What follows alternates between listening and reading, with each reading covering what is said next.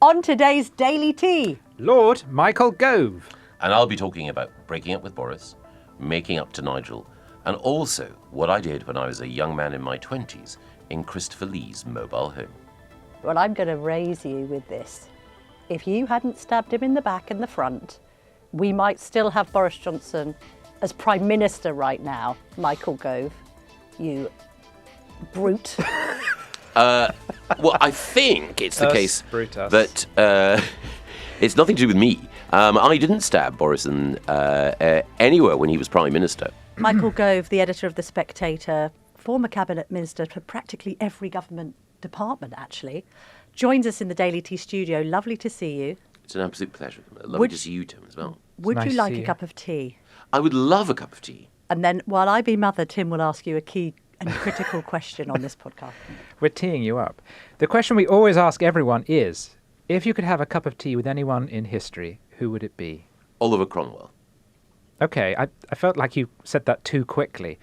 Why? You've seen this before. You came prepared. Why Oliver Cromwell?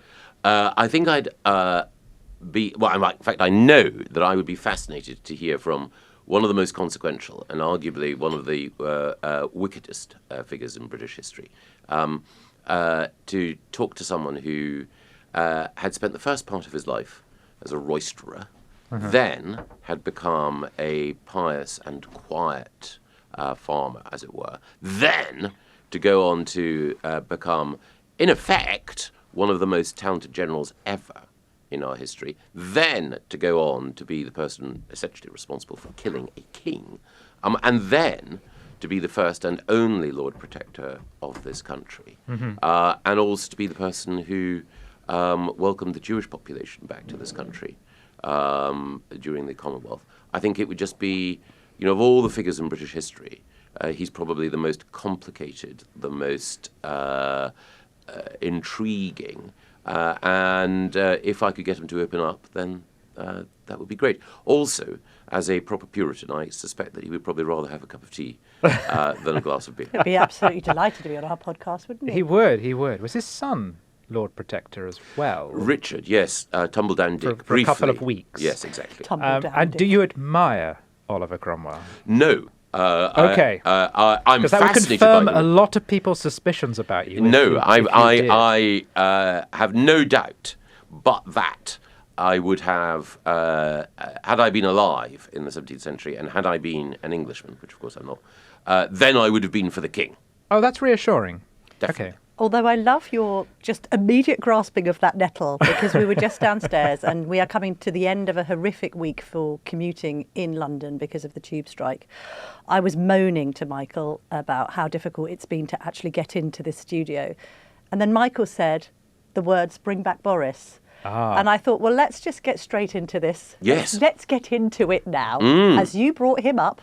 Well, if we had a Tory mayor in London rather than Sadiq Khan, we would not have the tube misery that people are experiencing this week. Right, well, I'm going to raise you with this. If you hadn't stabbed him in the back and the front, we might still have Boris Johnson as Prime Minister right now, Michael Gove. You brute. Well, I think it's the case Brutus. that it's nothing to do with me. I didn't stab Boris anywhere when he was Prime Minister. It was, I think, unfortunately, I said unfortunately, the case that a combination of decisions he made, advice he took, but also the decisions that lots of members of the Parliamentary party took, meant that in 2022 he found himself in an untenable position. I know, but let me just explain. I'll show my working. Yes. My working's as follows. If Boris stood when he should have stood, which was in the immediate aftermath of the referendum result, Yes. and David Cameron actually showing a complete lack of courage in continuing in office, if he had ran then, which he was going to do before you said, after a very difficult week in which your ex-wife, Sarah Vine, has confessed on this podcast, you hadn't had much sleep. You then said, oh, actually, I don't think he'd make a very good Prime Minister. He then backed out of that race. We then got Theresa May, who absolutely bungled the Brexit negotiations. Boris Johnson would have been much better at handling them. And then if we'd got a better Brexit deal, then people wouldn't have felt as sold out by the Tories, and maybe then he would have been emboldened to be a bit more brave and bold with bringing down immigration and tax, and perhaps he'd even have handled COVID better because he would have bedded in for those 4 years. I think there are lots of conditionals, ifs, maybes, and hypotheticals there. I'm one of those people who thinks that Boris was a good prime minister. So I'm not one of the Boris knockers, as it were. But you're right. In the immediate aftermath of the referendum, I've often revisited the question as to whether or not it was right for me to withdraw support from Boris.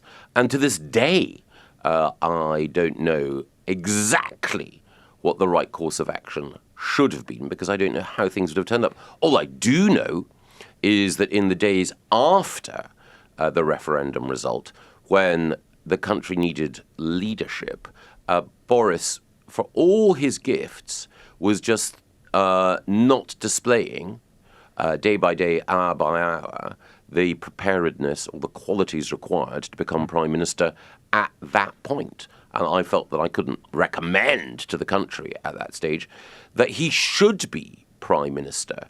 I think it's also the case that in history, there's never a single cause that explains anything, never a single responsible figure. So the English Civil War wasn't either Charles I's fault or Pym or Hampden or Cromwell's fault. And similarly, what happened in 2016 wasn't the direct responsibility either of me, Boris, Theresa, or anyone else. It was a confluence of factors. But it was all best avoided, as was the Civil War. And I Yes. want to rake over old coals too much, but can I just ask, in that leadership election, did either you or Boris genuinely have a plan for getting out of the EU Oh, yes. in a well-ordered way, one that wasn't the same as Theresa May's? Or what she cooked up later on? Or were you bluffing? Because there was that moment after the referendum when the two of you appeared on telly, and a lot of people looked at you and thought, you look shocked. I was like in you the weren't room that prepared day. for this." I was in front of them both. Ah. They were like two rabbits in headlights. No. I was genuinely regretful that David Cameron had gone as Prime Minister. And as Camilla said, I was one of a number of people who thought that he should have stayed on, but I understand why he felt he had to resign. It was also the case that that morning, Boris himself had been barracked outside his home, and we thought that rather than seeming triumphalist, it was important to seem measured. Fair enough. Arguably, we, should have struck a slightly different tone. But in terms of the plan, absolutely. And it was laid out. It is there still, archived on the Vote Leave website. We would not have triggered Article 50 prematurely, as I fear Theresa May did. We would have put greater pressure on the EU to talk to us and to open negotiations, even if they were informal, before taking that step. We would have ensured that, in particular when it came to Northern Ireland, that we did not accept the EU's proposition that we needed to somehow treat Northern Ireland differently from the rest of the United Kingdom for the sake of the peace process. So there would have been real changes, and here I think Camilla does have, and you have, Tim, a very good point, if it had been Boris or me or someone else who was implementing the Vote Leave agreed approach. Mm-hmm. And again, we will return to the future, I promise you. But you might also, had you done all of that, had a good majority. Because part of the problem wasn't just Theresa May's strategy, but also that she lost the majority in 2017. Yes. Whereas one suspects Boris, or perhaps yourself, might have commanded a bigger majority, or not even had an election. Would you have had an election? I don't think we would have had an election at the time that Theresa chose to. The second thing, though, is, again, very much to Camilla's point, the real difficulties that the Conservatives encountered happened after the 2019 general election. So, yes, of course, there were Brexit agonies, and the country was put on the rack during those years until the issue was resolved. However, the difficulties that the Conservatives had post-2019, the difficulties with the pandemic, the difficulties with increased migration, and the difficulties with the economic chaos at the time of the mini-budget that Liz and Kwasi had when they were in power, all of those post-dated our exit from the EU, and I don't think can be linked directly to Brexit, because they were all choices that were made by people within that Conservative government, and of course I was in that Conservative government, that stored up trouble for us at the polls. Final question on it. This is it, I promise. Yes. Because, I'm not going to tell you anything you don't know already, because we know each other and we've had lunch and we've discussed this and things. But here's my frustration. You at the time thought you would have made a better Prime Minister than Boris Johnson. And maybe actually you ended up being vindicated in that belief. But actually the perfect scenario, and again, this is something that I did agree with Sarah, not that the women around the table know better than the men here, chaps, but the combination of Boris as the front man who could reach the parts that others couldn't, and you as the details man, the kind of cabinet minister that was able to go into departments like education and really shake them up, somebody with huge intellectual rigour and all the rest of it, would have been the perfect partnership. Your mistake, if I may say, was that you thought that you were electable as a prime minister. Do you accept that that was actually an error now? And do you have any regrets that you never made it to the top? So I think it is undoubtedly the case that many of the things that we consider to be electability, which are electability, looks, charisma, all the rest of it, I don't have in comparison to lots of other front-rank politicians. Obviously, I'm now an ex-politician. So that is certainly true. But at that point, my view was not so much that what was needed was or were the gifts of charisma, but the close application and attention to detail of an incumbent prime minister at a time when we needed to navigate our way through the shoals, but also the opportunities of Brexit. What did you make of the Reform Conference? We saw you there very briefly on Friday. I mean, Nadine Dorries is obviously a good scout for Nigel Farage. There's now weekend coverage, the Mail on Sunday, with Nadine suggesting that Boris should consider some kind of Tory reform pact. That's not in his gift, though, is it? He in turn, as Tim Montgomery revealed to me on my show on GP News yesterday, has likened the idea of a Tory reform pact to being like a penis enlargement. Sounds like a great idea in theory, but never quite works in practice. Well, let me say, as a potential reform voter, don't knock it till you've tried it. Michael, we were just trying to analyse it this morning, Tim and I, and Tim's written a brilliant colour piece on the shenanigans that went on. I read it. All politics today is like Greta Thunberg. The fringe is everywhere. But what did you make of it all? Well, firstly, it was gloriously camp. So Yes. the Spectator cover last week said that one of the enjoyable things about reform is that at a dreary time in our politics and in our national life and in our economy, that reform is a marvellous sort of carry on, never mind the knockers antidote to that. And as everyone has pointed out, Andrea Jenkins coming on in her wonderful glittery catsuit and then premiering Insomniac, which I'm sure is doing very well on Spotify at the moment,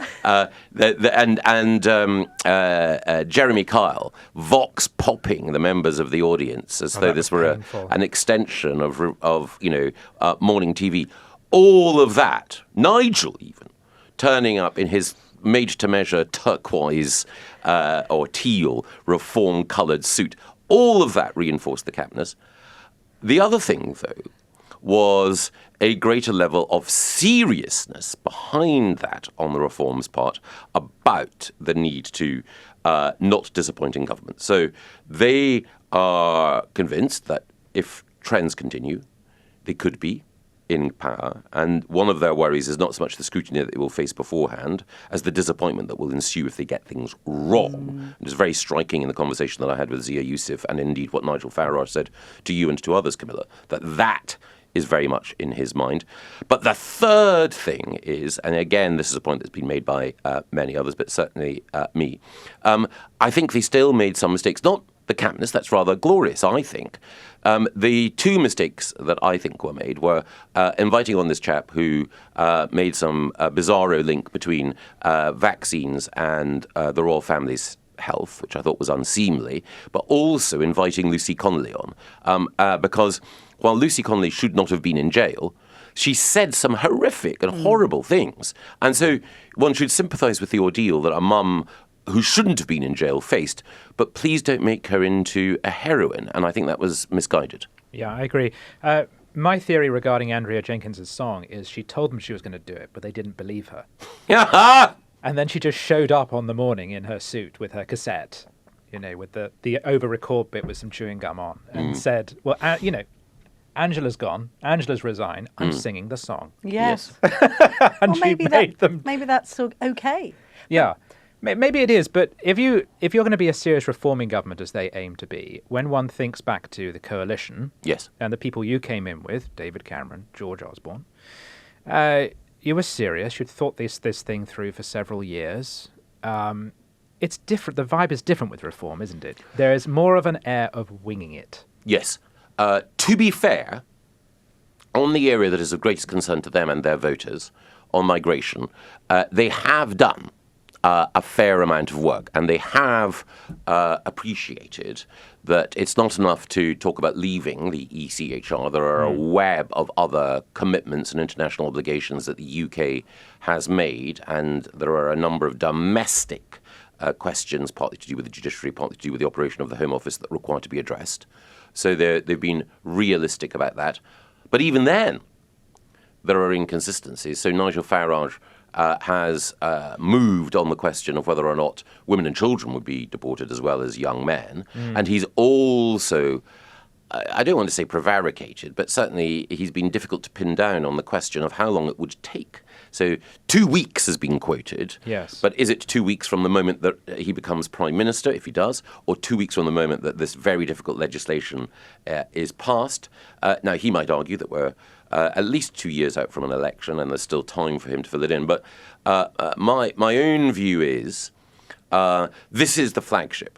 Reform needs to be clear, authoritative and credible on that. We can forgive them a certain amount of haziness in one or two other areas, but the other area where they are still very hazy, that was absolutely critical, is the big economic picture. Are they really going to nationalise steel? Are they really going to take water companies into public ownership and cut taxes as well? Tough call. Yes. Well, this is my view on it, and I think this plays into something you once famously said about experts. Yes. Okay? What did you say? What was the actual quote? People in this country, I think people in this country have had enough of experts. I actually said particularly from organisations with acronyms that have got things wrong in the past. I was talking about the IMF and the Institute for Fiscal Studies and all of these bodies. Some people might add the WHO.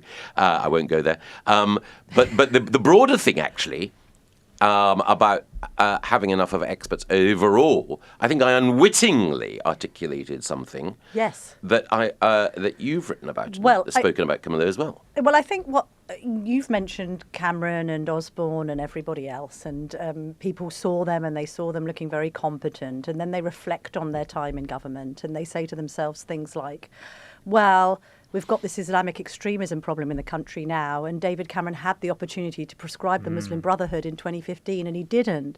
And we had a series of quite kind of, in a way, high tax raising budgets from Osborne, which have kind of ended up in this kind of strange socialist uniparty drift into high tax and spend and more tax and spend. You know, he then gets austerity. This word becomes toxified. What it actually means is efficiency. But now no one can cut any spending from any government department without literally being, the devil incarnate. And so all these things happen. And the good people of reform look at Andrea Jenkins in her spangles and look at Nigel Farage in his turquoise suit and say, well, how much worse can it get?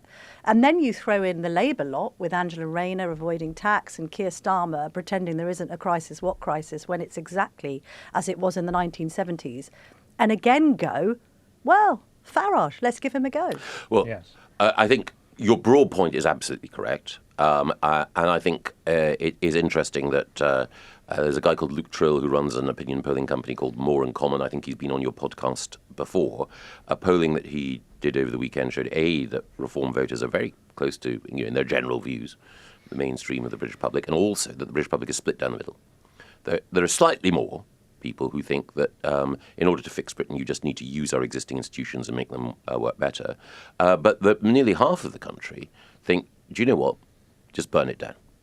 And that feeling that it's not about incremental change for the better, but that what we need is something more convulsive, is clearly there. Nigel Farage is benefiting from it. It's also the case that Jeremy Corbyn and Zara Sultana and this new Green leader, Zach Polanski, are benefiting from it. I think you're broadly right. On the narrow point, let's just touch on Islamist extremism. David Cameron was very clear about the need to tackle it. But as was shown with the situation that I and David dealt with in Birmingham schools, the so-called Trojan horse plot, it is actually the case that it's difficult to deal with. It's not just a matter of will, it is also the need for care and precision in how you use the tools in government. So I don't think there is any doubt on the basis of not just the conversations I have, but the work that he commissioned, that David Cameron was deadly serious about this. I don't think Nigel Farage or anyone in Reform is any more keen or indeed better informed about this problem than David Cameron. So they will face some of the same challenges in government dealing with it, because it's not enough just to will the end. You've got to be able to deliver. I mean, I spoke to a former top cop, who I won't name, a few weeks ago about this. And it was all set to go, and there'd been this report. And by the way, I have no criticism of you at all. You showed immense courage in the whole Trojan horse scandal at a time when, if you even mentioned anything about Islamists or extremism, you were branded an Islamophobe and all the rest of it. But I said to this top cop, what happened to that? And he said, well, Cameron just lost interest and went on to other things. And that's people's frustration with politics. It's why people are looking at this recent reshuffle going, what is this bizarre ministerial merry-go-round? It lacks seriousness. They've only been in office for a year. Why does the person who was once at the Home Office, why are they now an expert in foreign affairs? Why do things kind of go all the way to report level and then nothing gets done? The biggest enemy of the Tories right now is their perceived lack of delivery on a huge number of their promises. So there are three very powerful things there. One, I think it was the case that the work that David did on the Muslim Brotherhood in particular still continues to influence thinking when it comes to the right people in the police and in the security service and in government, and it's work that he did that is waiting to be picked up. The second thing is this sort of reshuffle question. I agree with you. It is very difficult for someone to make a difference in any government department if they're only there for just over a year. And then the third thing about the Conservatives and lack of delivery, I would argue, well, wouldn't I, that it is a mixed picture and that there are some areas where delivery was successful. The challenge is, in Australia, in Canada, political systems similar to ours, most governments have a shelf life of about 9 or 10 years. And then we stretch the elastic to 14. And that's not a way of trying to excuse any of the things that we actually did get wrong, but there was just a natural sense that people wanted a change. And I think, again, the point that Kemi Badenoch was making yesterday is that it takes oppositions, or has taken oppositions, since the 1970s, quite a long time before they're then back that 9 or 10 year period or longer in government. So I think it is premature to judge the current Conservative leadership, and while it's understandable, not right to saddle them with all of the sins that were committed in the past. See, when you made that point about experts a few years ago, the left took that to mean know-nothingness. Like people saying to a doctor, I know better than you, or to an airline pilot, get out of the way, let me have a go, which would be ridiculous. Actually, the point I inferred was that experts had been discredited because they had made mistakes. And I think that's correct. But part of the problem is, moving on from when you made the remark, by the time you came out of office, people were classing you and the Tories within that cadre of experts. I think that's absolutely correct. Good point. I think you're absolutely spot on. The late Queen, who was right about everything, famously, when she was touring the city in the aftermath of the financial crisis, asked, why did nobody see it coming? Yes. And, in the presence of people who were earning galactic-level salaries and had four-figure IQs. Similarly, and here I'm as at fault as anyone else, many of the super smart people who knew all about foreign affairs were able to make predictions about what was going to happen in the Middle East, which were proven comprehensively wrong. And then there have been other things which have tarnished the establishment, from scandals in the Roman Catholic Church, the complete failure of the Church of England to display the spiritual leadership that the country wants, to the expenses scandal, and of course the problems that we had during COVID and elsewhere. So Absolutely. And that means that even the most insurgent and or anti-establishment person who is in government or is supporting a government for that period is seen as part of the problem and part of the discredited, eat your greens, we know what's best for you, man in Whitehall knows best, elite, rather than the elected representatives of the people trying their very best. And probably the biggest, in retrospect, it now seems obvious, policy mistake was mass migration. And the Tories own that. They really do own it. So when you say it is unfair to blame the current leadership, fair enough. But you understand why we all do. Because it would be an act of self-disregard. I would have no self-respect if I were to vote for a party to clean up a mess that party had created. So it might just be that for a generation or so, because the mess was so big, I just can't vote Conservative because I respect myself too much. No, I completely understand that, but I would draw an analogy with the 1970s. So Edward Heath and the Conservatives lost in 1974 deservedly because the economy was in difficulty and the key failure was controlling the trade unions. In 1979, the Conservatives were elected on the basis that the economy was in difficulty and we needed someone to control the trade unions, and that was Margaret Thatcher. And that Margaret Thatcher's leadership followed on from the fact that she'd served for 4 years in Ted Heath's government. Kemi Badenoch was a cabinet minister for just about 2 years, slightly under 2 years. During that time, she was very clear. I know she gave me a tongue lashing about it. That I bet she did. The older guys in the cabinet didn't appreciate the scale of public anger or the need to act on migration in a different way. So she didn't need any convincing then. She doesn't need any convincing now. And I would argue, I mentioned earlier, reforms, detail now on how to deal with migration. Almost all of that detail, not all, but almost all of that detail has been cribbed from the Tories. Now, I'm not saying that's unfair. You've got to be a big boy or a big girl in politics. But what I am saying is that Kemi Badenoch and the people who are currently leading the Conservative Party should not be blamed for the mistakes that were made and were generated in the aftermath of COVID on migration. But she should be blamed for the fact that the more she leads the opposition, the less popular she becomes. So we can agree, I think it's fair to say that it wouldn't matter who was leading the Conservatives right now, you'd be having enormous problems. Yes, of course. And that's why I think that the logical thing for Conservatives to do is not to make their perfect the enemy of the good. I'm sure it's the case that there are Conservative MPs who think, oh, well, if only X were leader, if only Y were leader, if only I were leader. Indeed. But actually, I don't think that there's a single policy position that Kemi has outlined that doesn't command the majority of, it doesn't command the support of a majority, actually, of Conservative members and potential Conservative voters.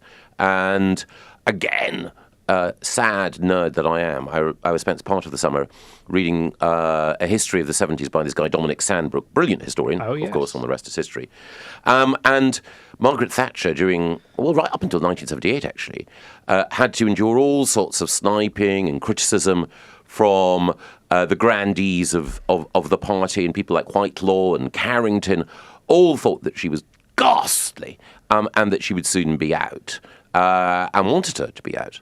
But actually, to be fair to the Conservative Party at the time, it remembered the principle of regimental loyalty, and that meant that when the moment was ripe, they were in a position to win. But she has these moments. She missed an open goal on Angela Rayner at PMQs. I mean, frankly, the Telegraph did a better job of being in opposition than the Tories last week. We've got to be honest about that. She's also done this bizarre thing of bringing a degree of kind of non-entity to her shadow cabinet. I mean, you're now a member of the House of Lords. Yes. She could bring you in as a so-called grey hair. Why aren't people like Ian Silver. Duncan Smith? White hair. Well, it's not meant to be a criticism. No. It's meant to reflect Michael's experience and wisdom, if I can put it like that.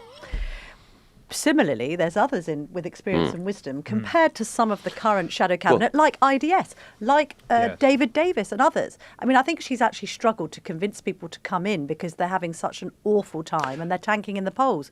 But it's this kind of, she's not quite. She was this attack dog. We discussed this last week. And she's become like a little puppy. And she's got a lot of your advisors with her, the Henry Newmans and others of this world. And there are a great many Tories and people that want her to succeed, thinking she's being badly advised, thinking that the comms is wrong, and thinking that, frankly, she needs to stop playing Queensberry rules in Westminster and take the gloves off.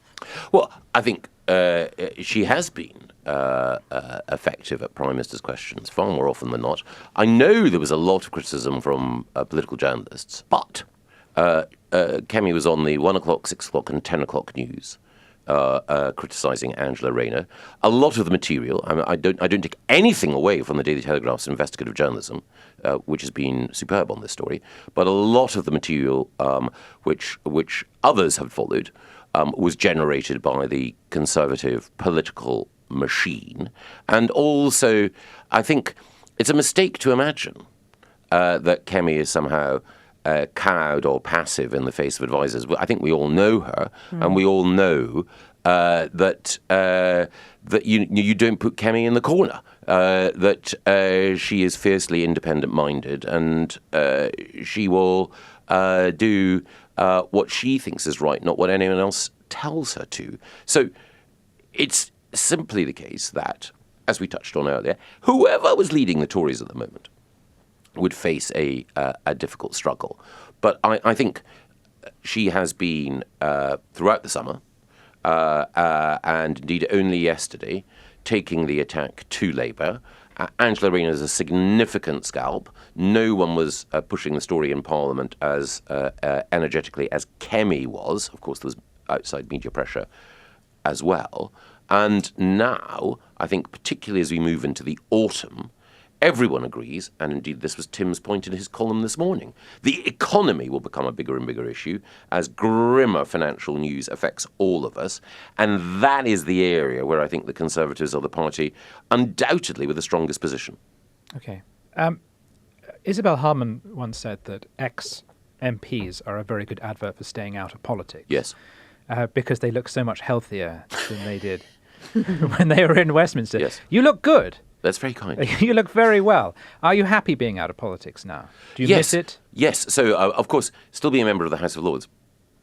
Someone said that being in the House of Lords was after the heroin addiction of the Commons. It was a bit like being in rehab with methadone. Yeah. I'm not entirely sure what that analogy. Do you have a particular moment when you're in the Commons you're very proud of? I remember your confidence speech against Corbyn. That's probably the parliamentary speech for which you're most famous. Probably the one that if anyone's going to remember anything, yes. So that was the high point. The low point was way back in 2010 when we cancelled a Labour school building programme, which I think we were right to do, but I did it very ineptly. I was torn to pieces by Ed Balls and also by John Bercow as Speaker. So there are ups and downs. The thing I think which is a bit of a shame, but I must be careful not to become too much of a fogey, is these days, I think it's something that both of you have observed, there's a tendency for Commons contributions to be designed for social media clips rather than being, properly fully constructed pieces of rhetoric or oratory or persuasion. And secondly, there's been a rising tide of people who've got ChatGPT or Claude or some AI bot to write their speech, which I think is a shame. And I think, going back to one of our earlier points, one of the reasons why Nigel Farage has the hold that he does is that he understands the importance of a good speech. Mm-hmm. Not all his speeches are good, but he understands the importance of using language to persuade for longer than 20 seconds. Mm-hmm. You've been a columnist, a journalist. You were a movie star. Which movie was this? You played a vicar. Did you play a vicar? Is that correct? I played the school chaplain in A Feast at Midnight. With Christopher Lee. Christopher Lee played the classics master. Robert Hardy, who of course more famously played Churchill, played the headmaster. Sam West, Timothy West's son, who's an amazing actor in his own right, who's currently playing Siegfried Fonin in All Creatures Great and Small. Sam West was the school cook. And Brian Cant, whom some of us may remember from Play Away, was the milkman. You must have been just out of university. How did you end up? It was a movie? friend of mine who was the producer of it, and I was not long out of university, and I and another friend who played the French master were at a bit of a loose end, and so we played these tiny roles, but it did mean that I spent many hours in Christopher Lee's caravan, a special sort of mobile home designed for the stars, and got to know and he was a truly great man. And a Tory. War hero, Tory, Brexiteer, absolutely charming. And I subsequently went to have tea with him on a couple of occasions in the flat that he used to live in Chelsea. He was, again, both a gentleman of the old school and also a brilliant raconteur and whip-smart politically. What part of your decision to go into politics was because you quite enjoyed the performance of it all? I can't know because, I like debating and spent both, particularly at school. I went to a school in Scotland, Robert Gordon's College, which was keen on debating, and there's a particular tradition. It's not exclusive to, but it's stronger, I think, in many Scottish schools in debate, and it's certainly stronger in Scottish universities. And that was something I loved doing. I think, if I hadn't gone into journalism, I might have gone into law, barrister or an advocate of some kind. So there is that element. But the main motivation is the annoyance that I felt, to put it mildly, at people getting things wrong. And that's not to say that I got everything right, but I was frustrated about decisions that were being taken inside the Conservative Party about how to oppose Labour, and then frustrated more powerfully about some of the things that were happening to our country. And that's why I got involved. And how much were you influenced by the fact that you were an orphan who was adopted by your beloved parents? I think I remember you once telling me that you felt in some way that you needed to pay your adoptive parents back by doing something meaningful with your life. I mean, was that a thing for you? Yes, it's very difficult to analyse oneself honestly. We all tell each other stories about ourselves and deceive ourselves sometimes about our real motivation. But one thing I do feel very powerfully is that I would not have had the opportunities that I have had were it not for my adoptive parents. My dad's now passed away, died a couple of years ago, but my mum is still alive and very well, living in Aberdeen. And I owe everything to them. And I do feel a profound sense, certainly did feel a profound sense, that I need to prove to them that they didn't make a mistake in adopting me. To what extent were your academy reforms and your interest in education motivated by that, by desire to help other kids? Well, profoundly, because I remember when I first became the shadow education spokesman, looking at the statistics and the performance of schools in England. And there was one school in Knowsley, just north of Liverpool, where only 1% of children got 5 A to C passes at GCSE. So 1 in 100 children in a position to even think about doing A-levels.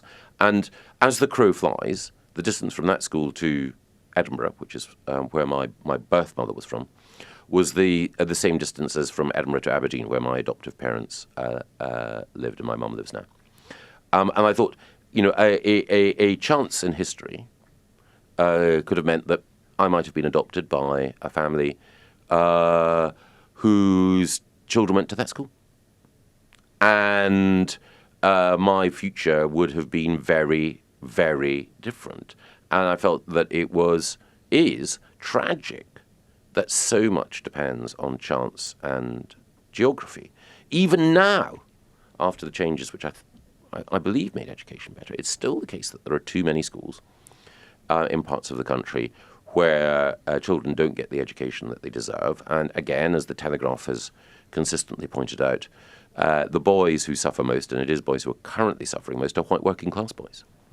You see, this is part of the mystery of Michael Gove, because on the one hand, one, from a Conservative point of view, must and one does celebrate those reforms.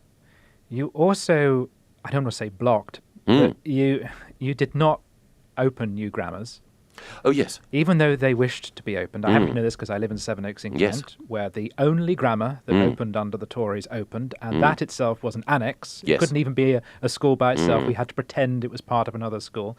And you also were quoted as saying that you thought private schools and private education made society unequal, and that you hoped that they would become an eccentricity, and you even flirted with taxing them, which is now all the rage. This is, as I say, this is the mystery of Michael Gove. You've done this great Conservative thing with the Academy's reform, but there's other parts of your personality that leaves us all thinking, is this man really a Conservative? There's no one more Conservative than me.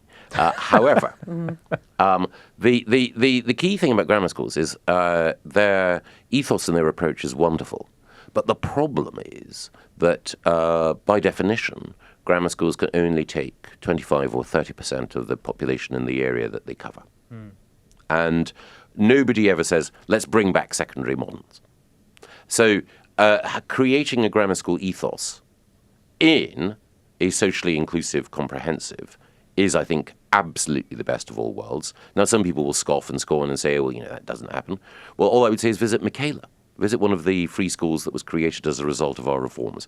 And there you will have children from some of the poorest backgrounds in central London who are performing better than in an academically selective grammar school. And then when it comes to independent schools, I went to an independent school from the age of 11 to 18. I didn't get a scholarship until my final years there. So my parents sacrificed a lot in order to send me there. So I admire any parent who does that. What I wanted to achieve was a situation where parents didn't have to make those financial sacrifices in order to be certain of a good education. And one of the points that's been made, I think, better than I can make it by my ex-wife Sarah, is she grew up in Italy. And there, it is a genuinely eccentric choice to pay for your child to be educated privately because the best state schools are so good. Speaking of Sarah, when she was in the Daily Tea, I mean, obviously it's complicated because marriage and the breakdown of a marriage is. Is it right in any way to suggest that Brexit broke your marriage? Well, I think it was politics overall that contributed, undoubtedly. So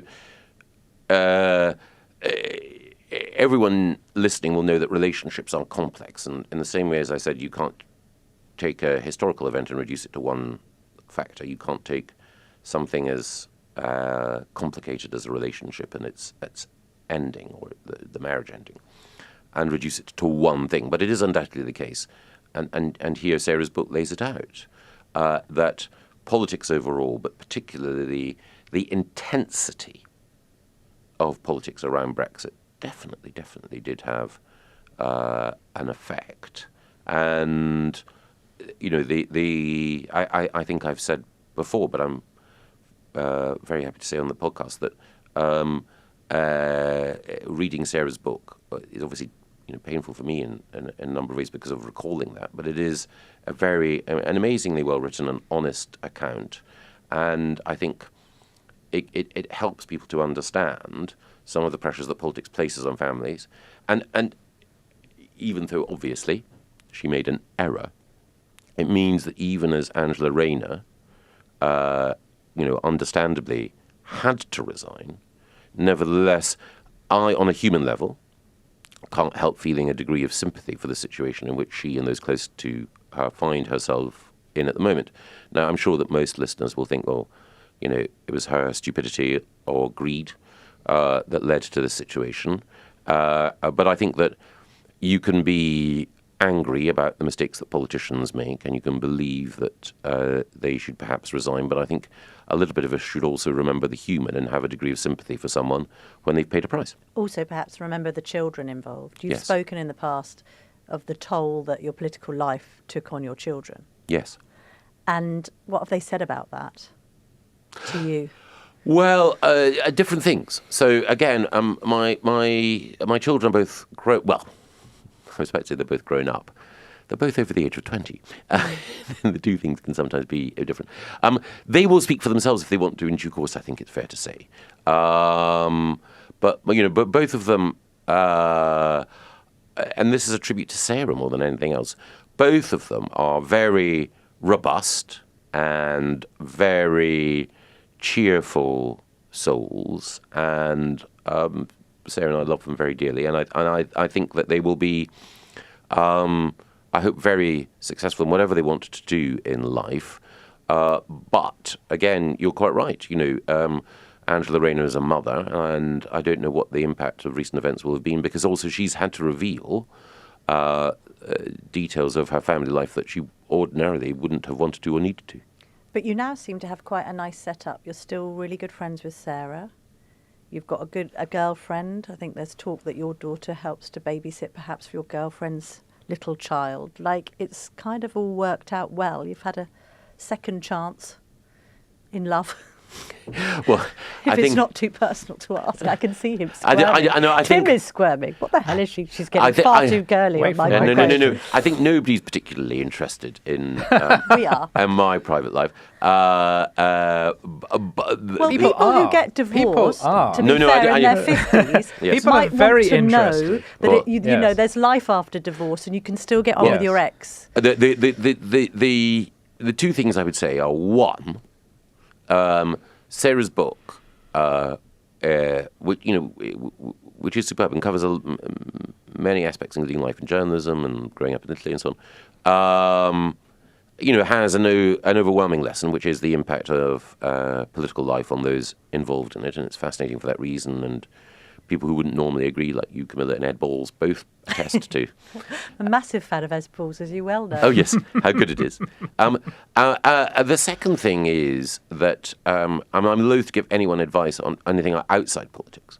But I think I'm lucky in that Sarah is naturally, as those reading the book will know, generous by nature. And I think the key thing is that, yes, of course, relationships end and people get divorced, but the important thing is to remember those things that you have in common and to try wherever possible to understand what the other person has gone through and is going through, and whatever your own frustrations or anxieties or even anger, to try to recognize that someone who loved you enough to marry you is someone that you should still love enough to want the very best for.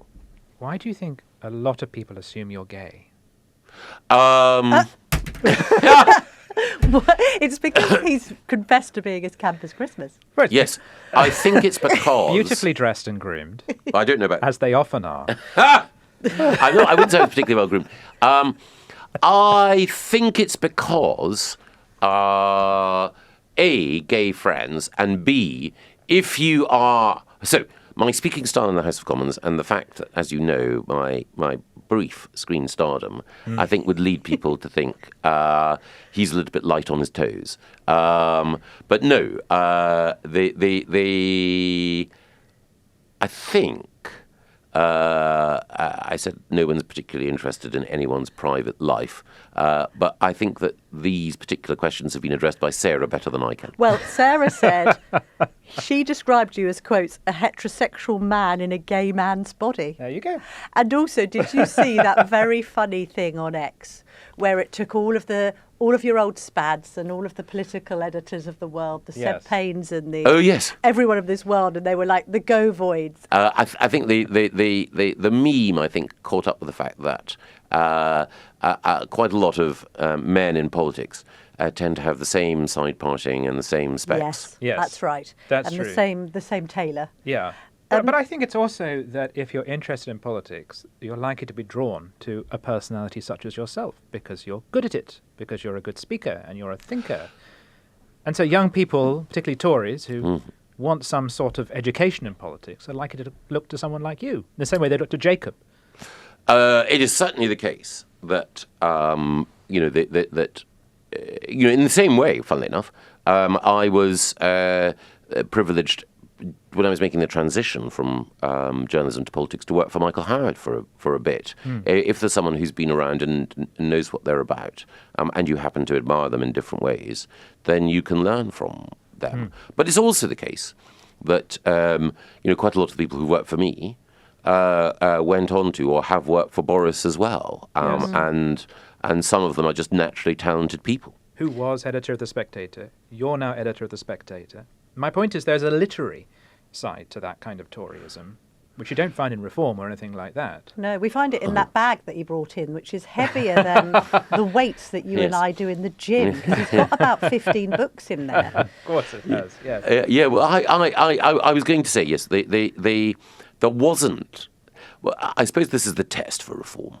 If they have a bookshop at their conference, good point. Yeah. Then we all know they're serious about that. Yeah. That could be a little bit lofty and a bit snobby and a bit intellectually superior, if I may say. No, I think the key test, there are exceptions to this, the key thing that unites successful people, I mean, obviously there are some unsuccessful people to whom this applies, is reading. So Nigel Farage himself is a voracious reader. Is that true? Particularly of military history, Right. but not exclusively. But almost everyone that you can think of, whether they're people in the tech world, whether they're people in business, whether they're people in politics, whether they're people in the arts, they're always, if they have a moment, reading. And so that is why Bill Gates, Barack Obama, some listeners might think that they're not great role models, but they're certainly, you can't gainsay they're successful people. Their advice to young people is to read widely, read voraciously. And certainly for anyone who's considering a career in the media, whether it's writing or broadcasting, I would say read. Read Orwell. Read Christopher Hitchens. Read Tim Stanley.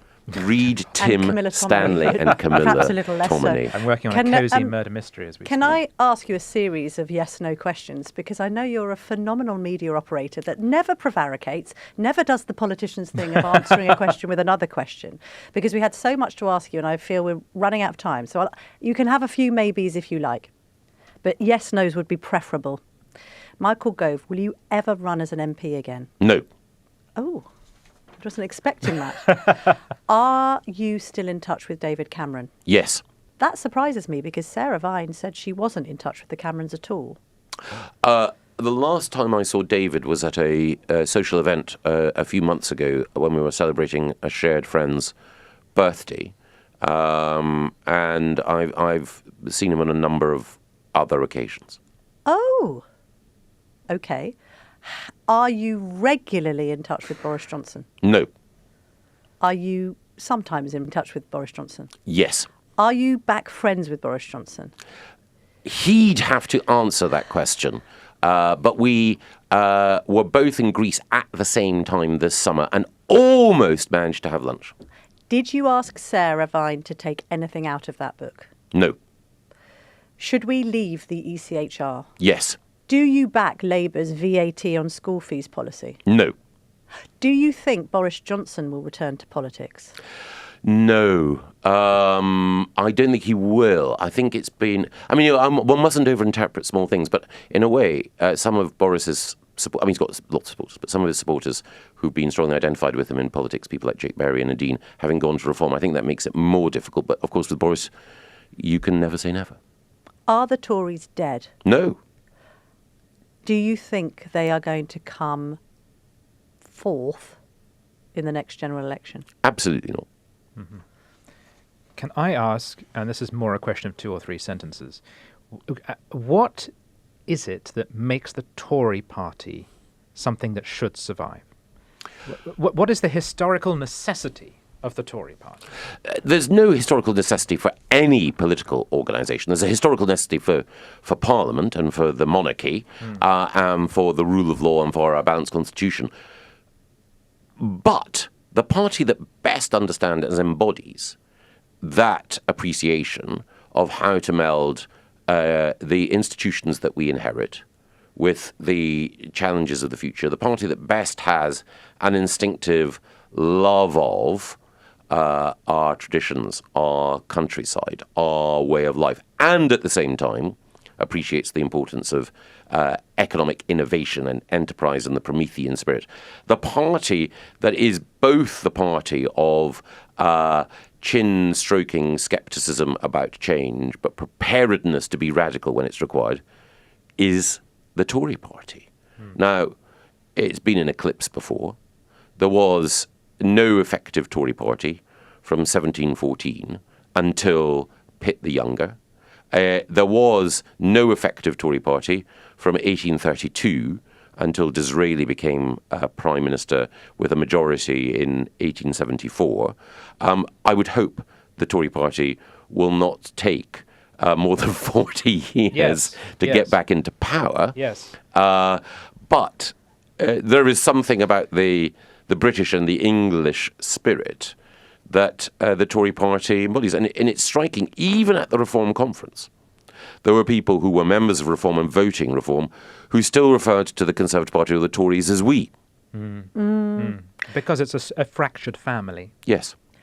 We must give your new podcast a light dusting of publicity. Thank you. We're not going to go mad on this, but because we like you and because we like your co-host, Madeline Grant, previously of this parish, Yes. a very good friend of both like Tim to and have I. her back. Yes. Well, How you dare you lend her to poached us. her. You poached her from the Telegraph. How dare you? Well, I think the relationship between the Telegraph and the Spectator is not competition like that between Tories and Reform. We're part of an extended Yes. family, and so the Daily Tea and our new podcast, Quite Right, with Madeline Grant, are, I think, kissing cousins, as Yes. it were. And I think if you like the Daily Tea, you'll like Quite Right.